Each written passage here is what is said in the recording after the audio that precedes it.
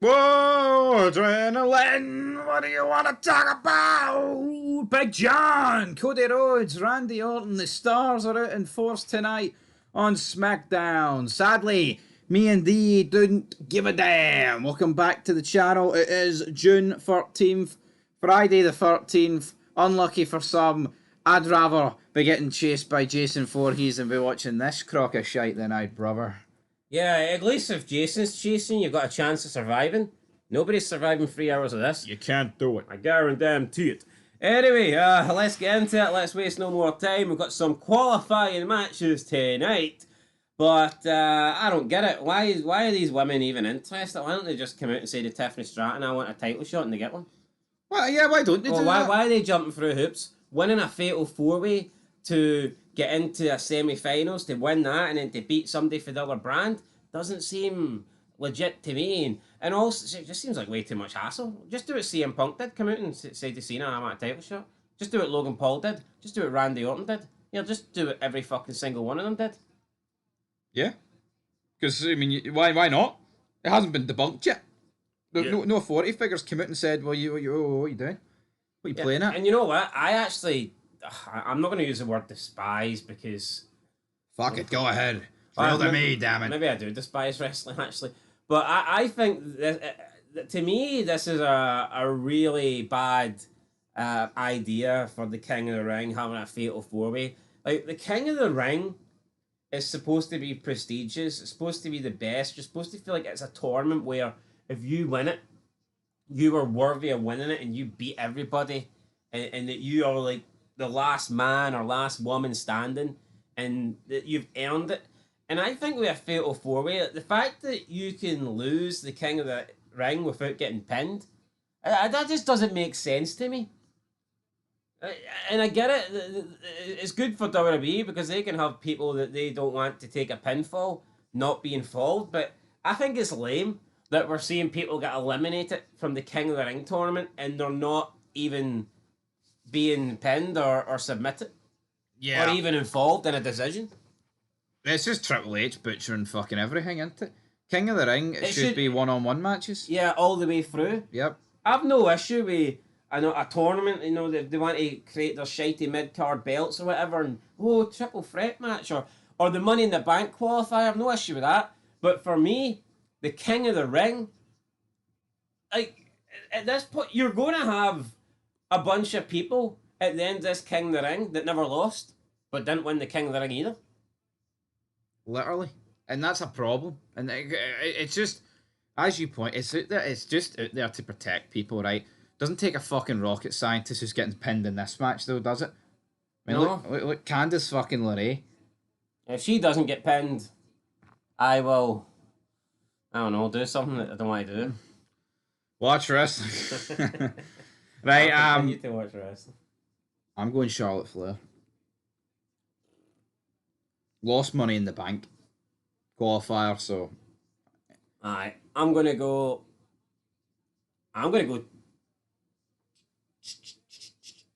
Yeah, just to reiterate, Chelsea Green. it's Alexa Bliss versus Charlotte Flair versus Chelsea Green versus Candice LeRae, folks. Yep, that's the match. So you're going Chelsea Green. I'll go Charlotte Flair.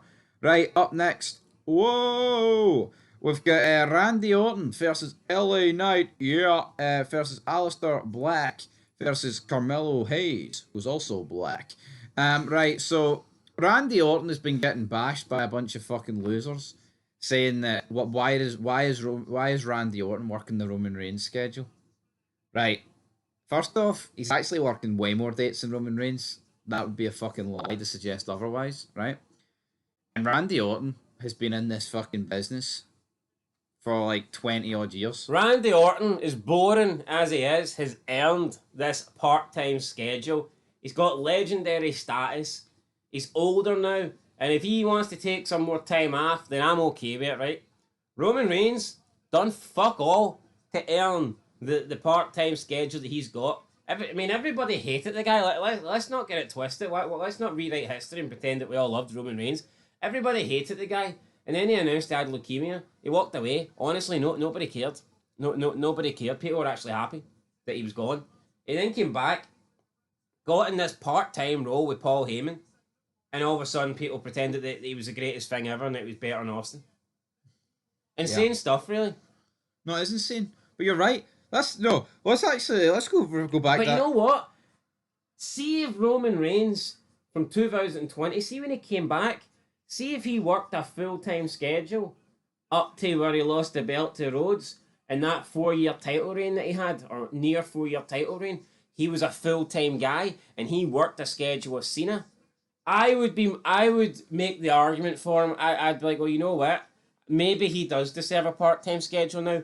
But his entire run in the Bloodline, his entire run as the tribal chief, the head of the table, it was a part-time run. Now, yes, it was part-time under Vince, and then kind of became non-existent under Triple H.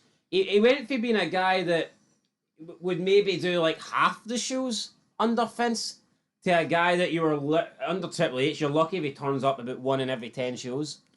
Yeah, no, literally, man. But the point is that he just has not done enough in this era where he was the man or whatnot. I don't think he's been there enough to justify or to have earned this part-time schedule. Hasn't been seen in 2 months.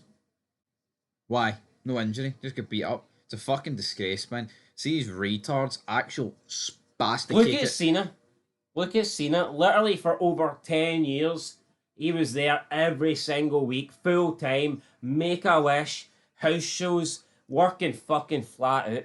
That's a guy that deserves, over the last 10 years, that's a guy that deserves to go and make movies and pick and choose his dates. Roman Reigns? Nah. No, but these people are sitting there saying, oh, Roman Reigns, how dare they take the 15 million contract off him? Just go to AEW. You helped save this company. Save it? He's been the top guy through the worst period in WWE history.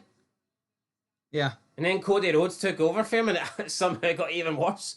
It's like, there's nothing, you ain't saved jack shit. You've killed it. Right, I am going with Randy Orton. No, but people will it. blame Cena, won't they? And they'll say, oh, look, he ruined it. He took the numbers for the Attitude Era down to what it... Well, why don't they have that same ownership with Roman Reigns? I tell you what, see, since Roman Reigns and Cody Rhodes have been the top guys, the WWE have constantly every week broke records. No, but it's for the lowest ratings. It's hilarious, right? The Attitude's so great, right? Cena's so bad for taking those numbers down. But if Cena's so bad for taking those numbers down to what he did, well, Roman Reigns and Cody Rhodes have took Cena's shite numbers even fucking further down. They've halved them. More than halved them. So, if Cena's shit, then these two are extremely shit. Yeah. And that's...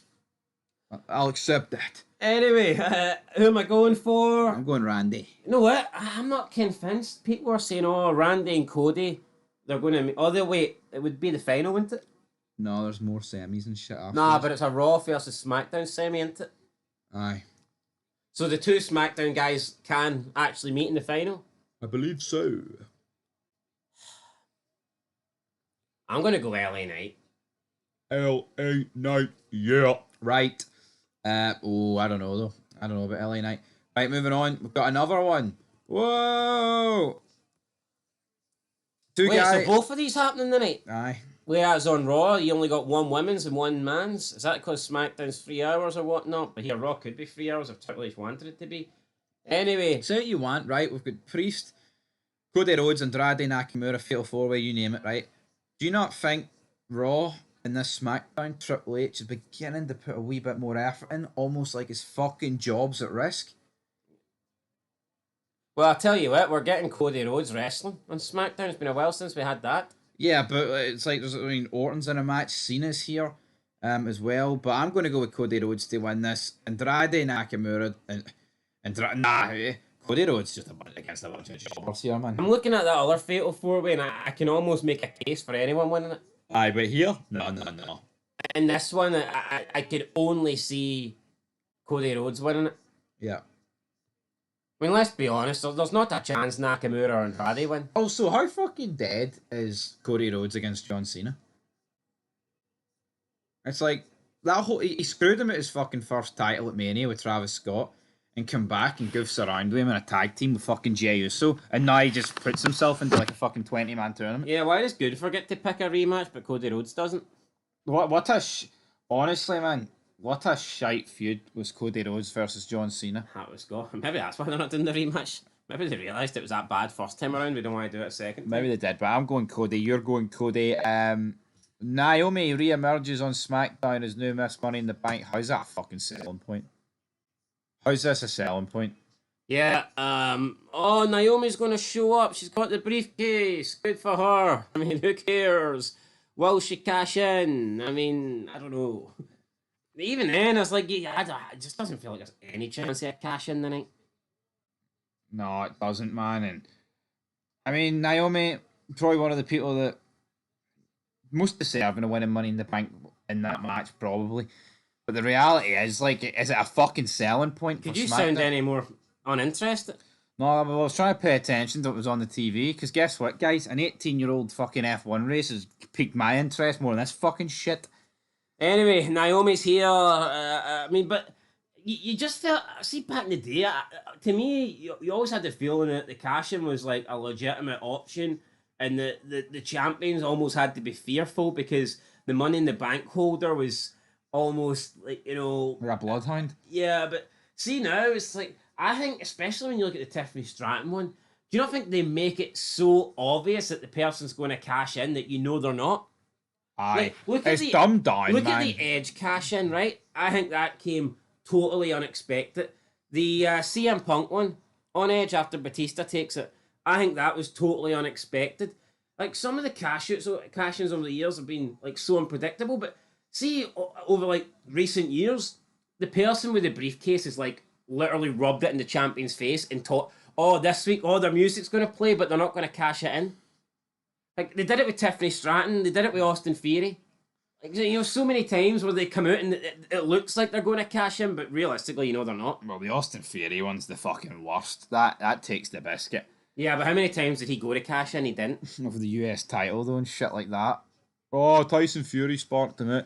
Anyway, Naomi sparked me out. We'll move on to the one and only. Oh, fuck, no, I thought it was John.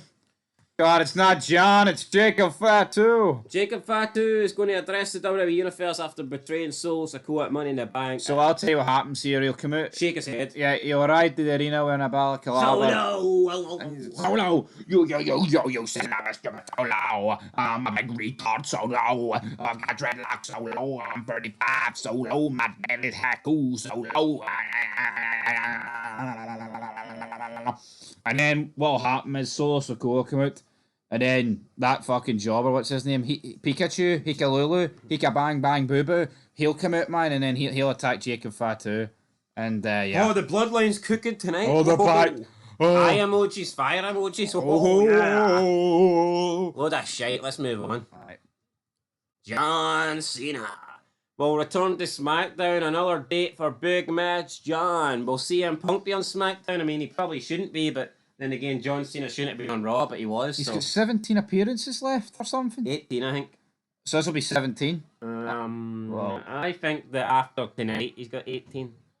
Either way, you know, not a lot. I'm going to make a prediction here. Cena will make more than those appearances. I think these are his heel appearances. I think he's run out of them too quickly. I think so.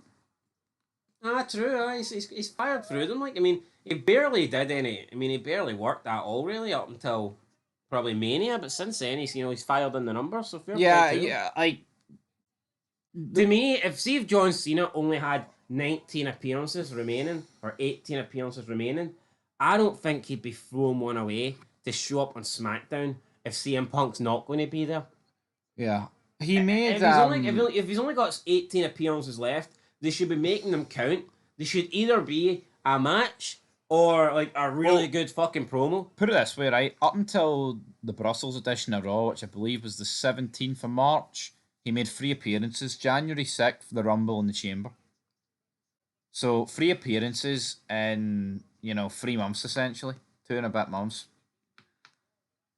He's definitely like. Is this going to be his last appearance before Saudi? I don't think it is. On it, you need more. You need more to build this match, man. It can't just be Punk cutting these shite promos on Raw. With John no there, so that'll be interesting to see what they do there. But then, say Cena makes 2 appearances, and then he has the match at Saudi. At least 14 appearances. They're running it. It's fucking tragic. They are. It is. Aye, not good. Anyway, guys, SmackDown's not good either. Tell you so- what, though, it's gonna be like an old WJ impersonation of John Cena. I'm sorry, Cena. I joined the dark side. Aye. You Anyway, can't see me, John. I'm looking forward to it. We'll catch you guys in the next one. You looking forward to it? That's a fucking lie, pal. Anyway, till next time. Peace.